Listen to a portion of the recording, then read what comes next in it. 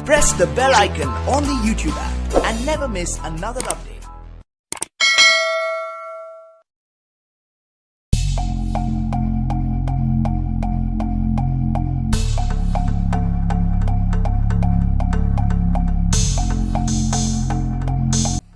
We will discuss here about the stenography, how to reach a big speed, a good speed, how to increase your speed in stenography. This video is presented by me. My name is Pradeep. Stenography Hindi और English, आशुलिपि हिंदी में और English stenography, best of best tricks to boost the speed. अब हम बात कर लेते हैं कुछ बेहतरीन रूल, जो नियम आपको एक अच्छी गति प्रदान कर सकते हैं, एक बहुत ही अच्छी स्पीड तक आप उसको हासिल कर सकते हैं, पा सकते हैं। उनमें से कुछ एक महत्वपूर्ण है जिसको मैंने कोटेड किया है, लाइन बनाया है, जो मैं रूल्स के माध्यम से आपके सामने पेश करूँगा। आप इसको देखिए, पूरा वीडियो देखिए और अच्छे से समझ करके सारी बातों को गहराई से मन में बैठाइए और रूल्स को फॉलो करिए। और मेरा दावा है कि ये वीडियो आपको बहुत ही फ़ायदा करेगा, बहुत ही स्पीड को बढ़ाने में बहुत ही ज़्यादा हेल्पफुल साबित होगा, प्रूव करेगा इस बात को।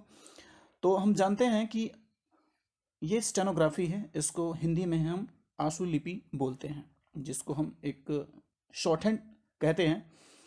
आप भी जानते हैं कि आर्ट ऑफ सिंबल्स, ये एक कला है, चिन्हों का एक कला है। साइन लैंग्वेज कह सकते हैं।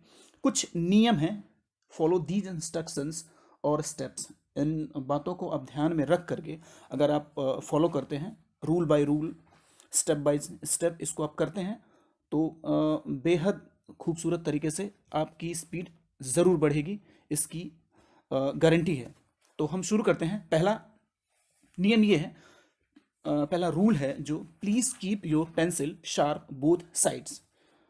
इसका साफ साफ मतलब है कि जब भी आप स्टेनोग्राफी लिखें तो लिखते समय पेंसिल से अगर आप लिख रहे हैं तो दोनों साइड को शार्प करके रखें, ताकि अचानक लिखते समय ऐसे लिख रहे हैं और अचानक आपकी पेंसिल मोटी हो रही है, आपको लगता है कि मैं पढ़ नहीं पाऊंगा, आगे जो लिखूंगा उसको पढ़ नहीं पाऊंगा, तो आपको तुरंत चेंज कर लेना चाहिए। इसमें माइक्रो सेकंड, नैनो सेकंड ही लगेंगे, घबराने की ज़रा सा भी ज़रूरत नहीं है, आप इसको ईजिली चेंज कर सकते हैं। ठीक है, दूसरा रूल देखते हैं, कीप योर माइंड कूल। कहने का मतलब है, जब भी आप लिख रहे हैं, अगर एक वर्ड दो वर्ड छूट भी जाते हैं तो आप जो परसेंटेज ऑफ एरर आपको मिस्टेक्स अलाउ हैं उसमें आप चले जाएंगे, तो उसको आप बिल्कुल माइंड मत करिए कि आपका एक वर्ड छूट गया तो पूरा डिक्टेशन खराब हो गया। एकदम कूल माइंड से, एकदम शांति से, बिल्कुल एक पेशेंस के साथ उसको लिखते जाए, चाहे आप प्रैक्टिस कर रहे हो चाहे कुछ भी कर रहे हो, लेकिन आपको ये रूल फॉलो करना ही करना है। And don't interact with others candidate in exam time.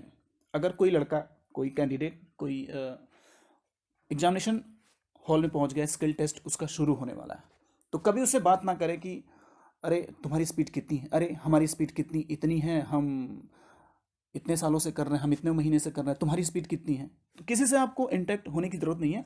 Skill test के पहले, स्किल टेस्ट देने के बाद आप उससे ज़्यादा से ज़्यादा बात करिए, ये कोई फ़र्क नहीं पड़ता। लेकिन अगर आप पहले बात कर लेते हैं तो कुछ बातें उसकी, कुछ बातें आपकी, ऐसा हो सकता है कि आप होपलेस हो जाएंगे, तो वहाँ आपका काम खराब हो सकता है। नेक्स्ट क्या है, don't use any hands and other steps और ऑन रिस्ट। जैसे कुछ लोग होते हैं कहीं मंदिर का, तो या कोई कड़ा या कुछ भी पित्तल का कुछ भी हाथ में पहनते हैं, रिस्ट वॉच पहन के जाते हैं। लिखते समय क्या होता है, ये टेबल पे ये आवाज़ करता है, खनकता है।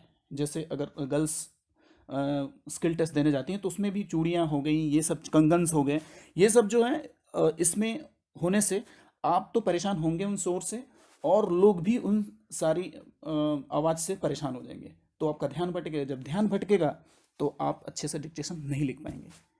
अब आगे नेक्स्ट देखते हैं, don't make any new outlines near to exam.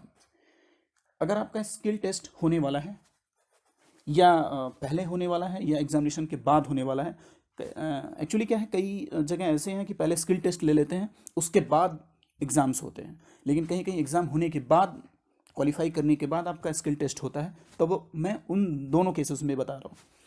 Examination skill test वाला आने वाला है नज़दीक, तो 10 दिन 15 दिन पहले आप कोई न्यू आउटलाइन मत बनाइए, क्योंकि एट ए टाइम वो आपके हैबिट में नहीं रहेगा, तो उस टाइम याद नहीं पड़ेगा। जब याद नहीं पड़ेगा तो आप पहले से खोजेंगे, अरे ये तो मैंने बना रखा था, दिमाग उधर जाएगा, डाइवर्जन होगा, तो फिर आप वहीं पे प्रॉब्लम क्रिएट कर देंगे। अब नेक्स्ट स्टेप क्या है? Don't be panic during the skill test. मैं फिर वही बात दोहरा रहा हूँ कि अगर आपकी कोई वर्ड लिमिट में है, छूट गई है, कोई बहुत बड़ा स्पेशल वर्ड था जो आपने कभी बनाया नहीं था, आपने सुना ही नहीं था जब आप प्रिपरेशन कर रहे थे, तो एकदम बिल्कुल पैनिक होने की ज़रूरत नहीं है, घबराने की ज़रूरत नहीं है। बिल्कुल भी छूट गया, छोड़ दो। अगला वर्ड छूटना नहीं चाहिए, उसका अफसोस नहीं करना है आपको, ठीक है। अब सबसे अहम बात, एग्ज़ाम जिस दिन है उसके एक दिन पहले लोग रातों में सोते नहीं हैं और काफ़ी अफ्रेड रहते हैं कि यार मेरा तो हुआ नहीं है, मैं कंप्लीट नहीं कर पाऊँगा या कर पाऊँगी। काफ़ी बातें सोचते हैं, बहुत ज़्यादा एक्सपेक्टेशन कर लेते हैं। ये सब नहीं करना आपको। Take complete comfortable, best rest before exam. Examination पहले, स्किल टेस्ट से पहले आपको बिल्कुल शांत से पूरी एक आपका जो सोने का शेड्यूल है, जो ड्यूरेशन, उसको पूरा करके जाना है। और नेक्स्ट है, your speed is best, don't be afraid make. कहने का मतलब ये है, आपने जो प्रैक्टिस के टाइम पे आपने जो भी बना लिया है अपना स्पीड, वही बेस्ट है। 3 दिन 2 दिन पहले या किसी का सोच करके कि अरे ऐसे कर लेना और ये आएगा छोड़ देना, ये बना देना, ऐसे कर देना, नया नया इंग्लिश का वर्ड बना देते हैं, नया आउटलाइंस बना देते हैं, उसको कर देना, ऐसे कर देना, ऐसा कुछ नहीं करना आपको। ये आपको प्रॉब्लम क्रिएट करेगा ही करेगा। एट ए टाइम याद नहीं आएगा, पूरा मेहनत बेकार जाएगा। और नई चीज़, don't be practising new dictations before earlier to exam.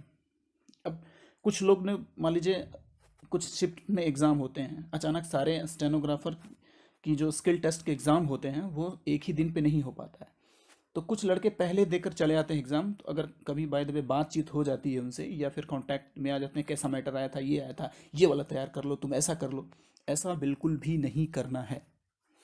कुछ एग्जाम्स में होते हैं ऐसे कि आज ऐसे आया, अगले एग्जाम में ऐसा आ गया। जैसे UPSSC के कुछ एग्जाम में ऐसे हैं, किसी न्यूज़पेपर के एडिटोरियल्स ही आ जाते हैं। तो मैं एक बेस्ट और एक ऑथेंटिक और ऐसे कमीशंस की बात कर रहा हूँ जहाँ पे जनरली डिक्टेशन किसी स्टूडियो के माध्यम से या फिर किसी अच्छे टेंडर को दिया जाता है, वहाँ मैं बात कर रहा हूँ। जो मैक्सिमम यही होता है। तो आपको बिल्कुल अफ्रेड नहीं होना है। कोई अगर बोल दिया कि ये मैटर तैयार कर लो, ये कर लो, तो नहीं करना है। जो आपका पहले से प्रैक्टिस किया हुआ है वही काम आएगा। अब अपने पावर को बढ़ाइए, स्ट्रेंथिंग योर पावर। इसको बार बार कोशिश करिए करने की, जितना हो सके। अगर आप एग्ज़ाम से पहले पहुंच रहे हैं तो आप ज़्यादा से ज़्यादा प्रैक्टिस करिए, ज़रूर आपकी स्पीड बढ़ेगी। और keep patience and doing practices. Examination से पहले या सारे बेसिक्स को क्लियर करिए, 1 महीना 2 महीने पहले सारा कर लीजिए, अच्छे से करिए और खूब प्रैक्टिस कीजिए। एक डिक्टेशन को 15 से 20 बार लिखिए, कई बार लिखिए। ये सब बातें थी जो मैंने आपसे शेयर किया। इस बातों को अगर आप ध्यान से बार बार प्रैक्टिस करके करते हैं तो निसंदेह ये आपकी स्पीड ज़रूर बूस्ट करेगी। ये बिल्कुल आजमाया हुआ है, मेरे स्टूडेंट्स ऐसा करते हैं, कई ऐसे कर करके अच्छे डिपार्टमेंट्स में हैं। तो आप इस बात को ध्यान में रखिए और जो सभी करते हैं वीडियो को लाइक कर दीजिएगा, शेयर कर दीजिएगा और चैनल को सब्सक्राइब करना मत भूलिएगा।